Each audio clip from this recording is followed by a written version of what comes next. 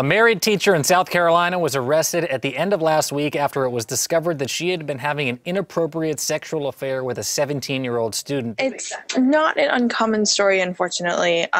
Basically, a married South Carolina teacher was arrested because there are allegations that she had sex with a teenage student at her house. And it's not uncommon, but it's less common than we would think because of the proliferation of social media and just the fact that these stories are so startling. We're hearing about them a lot more than we would have in the past.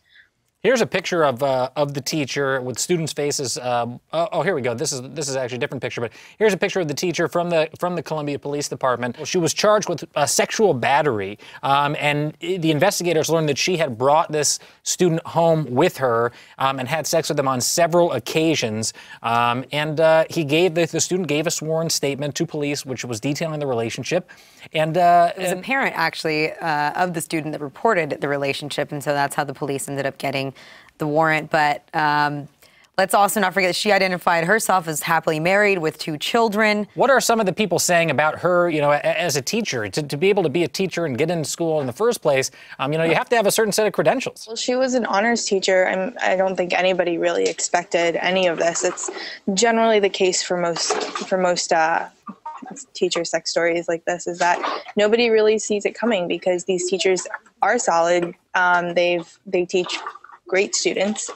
Students generally love them, and it's always a shocking story. By the way, though, we have some of our commenters here that don't really think it's that big a deal. Monkeyman365 said 17 years old enough to decide their own choices in sex partners. Some people would disagree with that, obviously, and clearly the police department did in this case. Laura Redfern, a high school teacher sentenced to sex offender treatment, but not prison time, for a similar but not exactly identical case.